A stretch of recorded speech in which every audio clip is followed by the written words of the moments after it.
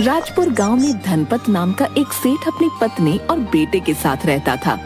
वो बहुत अमीर था। गांव में उसका बहुत बड़ा कारखाना चलता था। वो अपने सामने किसी को कुछ नहीं समझता था।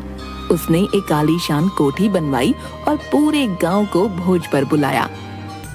बाबूलाल, मेरी कोठी का जश्न मनाने के लिए पूरे गांव को भोज पर बुला लो। सेठ जी, पूरे गांव को? एक बार फिर सोच लीजिए। कहा ना पूरे गांव को बुलाओ, उन्हें भी तो पता चले कि इस गांव में मुझसे ज्यादा अमीर कोई नहीं है। जी सेठ जी। और सुनो, उस खड़ूस मुखिया हुकुमचंद को जरूर बुलाना। उसे लगता है कि पूरे गांव में उससे समझदार कोई नहीं है। जी सेठ जी, जैसी आपकी इच्छा। 2 दिन बाद आइए आइए, भोज के लिए उधर पधारिए। अरे वाह, सेठ जी ने इंतजाम बढ़िया किया भाई। भैया मान गए। इस पूरे गांव में धनपत जैसी दरिया दिली किसी में नहीं, जो पूरे गांव को पंगत में बैठने का न्योता दे डाला भैया। अरे हुकुमचंद जी, आइए आइए, आपका बहुत बहुत स्वागत है। आप उधर बैठिए, मैं अभी सेठ जी को बुला कर लाता हूँ। मुखिया कोठी को देखने लगा।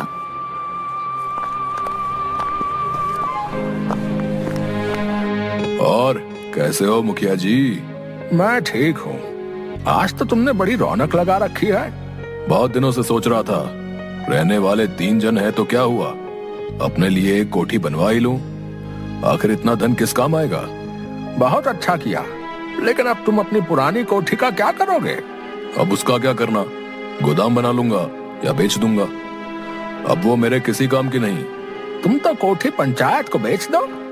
हमें अनाथालय बनाने के लिए जगह की जरूरत है। क्या कीमत लोगे इसकी? ये मुखिया बहुत चालू है, कीमत पूछ रहा है।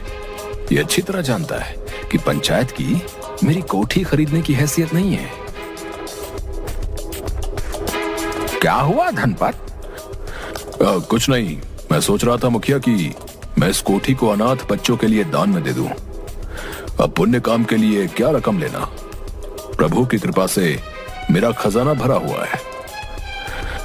तुम सच कह रहे हो?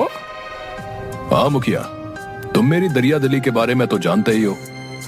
मेरा दिल अंदर से मोम है, मोम। हाँ, तुम्हारा मोम आज मैंने इस भोज में बहते देख लिया है।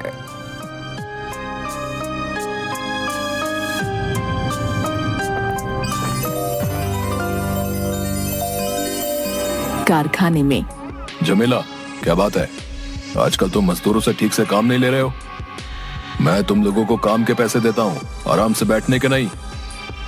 सेठ जी, काम तो सही सही चल रहा है।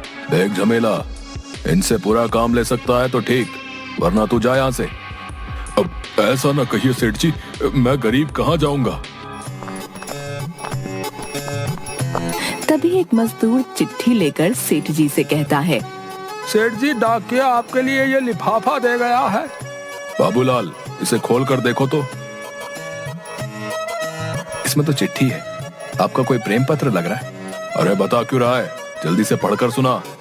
नहीं पढ़ सकता, ये तो अंग्रेजी में है। तुम मेरे पूरे कारखाने का हिसाब किताब करते हो और अंग्रेजी नहीं पढ़ सकते? क्या फायदा ऐसे मुंशी का। ऐसी बात नहीं है, मुझे थोड़ी सी अंग्रेजी पढ़नी आती है। THIS, ये बन गया दिस।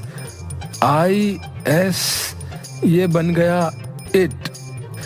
अरे इसका मतलब तो बता। मतलब आपने तो खाली पढ़ने के लिए कहा था, मतलब मुझे नहीं पता। अबे अकल के अंधे आदमी, तू रहेगा मुंशी? जब अकल बट रही थी तब कहाँ था तू? आप गुस्सा मत करिए, इस चिट्ठी को पूरे गांव में एक ही आदमी पढ़ सकता है। कौन? फर्राटा। पूरे गांव में बस वही है जो फर्राटेदार अंग्रेजी बोलता है। बुलाओ उसे।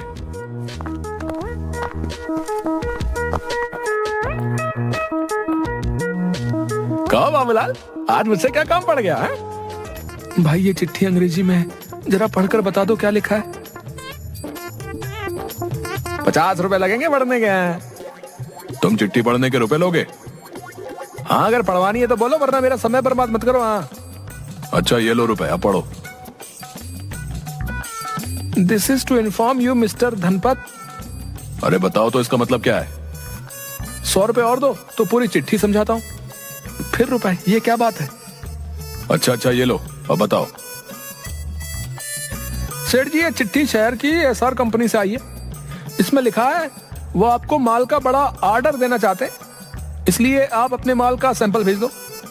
ये देखो, पूरा लिस्ट लिखा हुआ है। आप बोलो तो मैं ये बाबूलाल को सब समझा दूंगा, पर जरा मेरा ध्यान रखना। हाँ, क्यों नहीं, तुम सब समझा दो। ठीक है, तो मैं कल सुबह आकर सब समझा दूंगा। है बाबूलाल, अभी तुम जाओ और कल इस फर्राटा से सब समझकर सैंपल भेजने की तैयारी करो। जी सेठ जी। सेठ मशीनों को देखने के बाद ठीक से सब देख के ताला लगाना। अरे तुम अभी तक यहीं पर हो, तुम्हारा काम हुआ कि नहीं? सेठ जी, सब तैयार है, बस फिट नहीं हो रहा। छोड़ो, तुम्हारे बस का कुछ नहीं है। मेरे एडवांस रुपए वापस कर देना। सेठ के जाने के बाद भाई, कारखाना बंद मत करना, मैं अभी 10 मिनट में सामान लेकर आता हूँ। कुछ दिन बाद बाबूलाल, उस शहर वाली कंपनी का कोई जवाब आया कि नहीं? नहीं सेठ जी। सैंपल ठीक से भेजा था ना? बड़ा ऑर्डर आना था।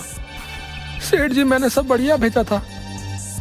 बाबूलाल, तू मुझे डुबो देगा। तूने जहां जहां सैंपल भेजा कुछ नहीं हुआ। तभी 2 पुलिस वाले आए। अरे सेठ धनपत कौन है? क्या हुआ? मैं हूँ सेठ धनपत। अरे तुम्हें हमारे साथ थाने चलना होगा रे। शिकायत आई है तुम्हारी, तुम्हारा माल जो है नकली है। नहीं नहीं साहब, हमारा माल 100% असली है, कोई मिलावट नहीं होती। रे एसआर कंपनी ने शिकायत की है, तुमने उन्हें जो सैंपल भेजे ना सब मिलावटी हैं। अगर ऐसा माल बाजार में गया ना तो तहलका मच जाएगा बे। आपको गलत फहमी है, हमारे यहाँ ऐसा काम नहीं होता साहब। पुलिस वाले सेठ को पकड़ कर ले जाते हैं।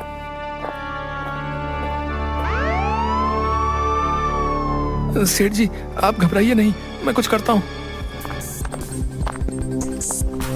2 आदमी आकर कारखाने को सील कर देते हैं। ये आप क्या कर रहे हैं? सेठ पर अदालत में केस चलेगा, उसके बाद ही पता चलेगा इस कारखाने का क्या होगा। अगला ऑर्डर आने तक ये कारखाना बंद रहेगा। रे सेठ, सब सच सच बता। अब कहा ना, मेरे कारखाने में कोई मिलावट वाला माल नहीं बनता। किसी ने झूठी शिकायत की है। रे हमारे पास सब सबूत हैं, सारे मिलावटी सैंपलों पर तुम्हारे कारखाने का नाम है। तुम सच्चे हो तो सबूत लाओ ना फिर। फिलहाल तुम्हारी जमानत तो लिए, जाओ, अदालत का नोटिस पहुंच जाएगा तुम्हारे पास। चलो। घर पर सेठ बहुत चिंतित था। सुनिए जी, आपके जाने के बाद 5 लोग आए थे, बोल कर गए हैं कि हमारा रुपया 2 दिनों में वापस कर दो, वरना अच्छा नहीं होगा। मैं इतने सालों से व्यापार कर रहा हूँ और ये लोग। मुझसे उनकी बातें नहीं सुनी जाती, आप उनके रुपये दे दीजिए। कारखाना भी बंद हो गया, घर चलाने और केस चलाने के लिए भी रुपए चाहिए। धनपाट, ओ धनपाट। आइए आइए मुखिया जी, बैठिए, मैं पानी लेकर आती हूँ।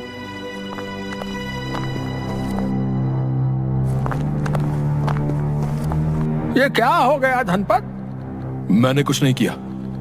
मैं जानता हूँ तुम सच कह रहे हो, किसी ने तुम्हारे खिलाफ साजिश रची है। मुझे ये सब बाबूलाल का किया धरा लगता है, सब काम उसके जिम्मे छोड़ा था। पर फंसे तो तुम हो, अब क्या करोगे? मुखिया, एक उपकार कर दो, मुझे रुपयों की बहुत जरूरत है। कैसे भी हो ये कोठी बिकवा दो। अरे कैसी बातें करते हो, फिर तुम रहोगे कहाँ भाई? झोपड़ी में रह लूंगा, पर देनदारों से पीछा छूटे। ऐसा नहीं कहते धनपत, तुमने अनाथालय के लिए अपना घर दिया था, बच्चों के साथ वहीं रहना, नहीं तो मेरे घर चलना। अच्छा हुआ सेठ जी आप यहाँ मिल गए, अब मेरे रुपए दे दो। अरे तुम्हारे कौन से रुपए? अगर तुम उस दिन जासूसी कैमरे लगा जाते तो आज मुझे। ऐसा मत कहिए सेठ जी, मैंने तो सारे कैमरे फिट कर दिए थे। कब? तुम तो उस दिन के बाद आए नहीं। कारखाना बंद होने के थोड़ी देर बाद मैं सामान लेकर आया था और सारे जासूसी कैमरे उसी दिन फिट कर दिए थे। वो तो मेरी माँ की तबीयत अचानक खराब हो गई थी तो मुझे रातों रात अपने गांव जाना पड़ा, इसलिए आपको बता नहीं पाया। ये तो बहुत अच्छी बात है धनपत, कारखाने से तुम्हारी बेगुनाही का कोई ना कोई सबूत जरूर मिलेगा। हाँ चलो चलते हैं।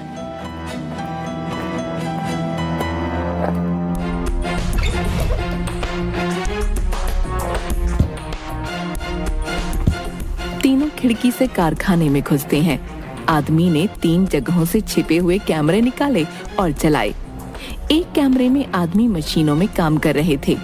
दूसरे कैमरे में बाबूलाल और सेठ बातें कर रहे थे। अरे इसमें तो कुछ भी नहीं है। तीसरा वाला चलाओ। तीसरे कैमरे में झमेला और एक आदमी था। झमेला ने माल के पैकेट उठाकर एक बड़े से थैले में रखे और दूसरे आदमी ने उनकी जगह दूसरे पैकेट रखे। झमेला ने सेठ वाले माल का थैला आदमी को दिया और उससे रुपयों की गड्डी ले ली। अरे किसी को कुछ पता तो नहीं चलेगा? ना ना तुम चिंता मत करो, वो बाबूलाल और सेठवा दोनों मूर्ख हैं। इस सेठ को जेल भेजकर धीरे धीरे सारा कारखाना हथिया लूंगा मैं। हाँ।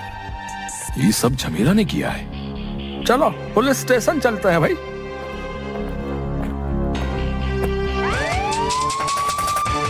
दो पुलिस वाले झमेला को घर से पकड़ते हैं। अरे मैंने क्या किया है? रे मिलावटी माल तूने रखा है, फंसाओ सेठ को रहा है।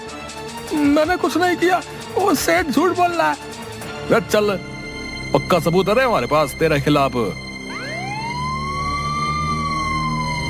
2 आदमी कारखाने की सील खोल देते हैं। मुबारक हो धनपत, तुम अपनी समझदारी से एक बहुत बड़ी मुसीबत से बच गए।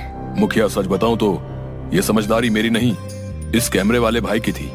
इसी ने मुझे मनाया था, कह रहा था आप कैमरे लगवा लो सेठ जी, इतना बड़ा कारखाना है, देर सवेर हो जाती है, कभी ना कभी काम आएंगे। भाई तुम्हारा बहुत बहुत धन्यवाद, बड़ा उपकार आपका। आज तुम्हारी वजह से मेरा काम और नाम दोनों की लाज बच गई, वरना मैं सड़क पर आ जाता। ऐसा मत कहिए सेठ जी, करने वाला तो भगवान है।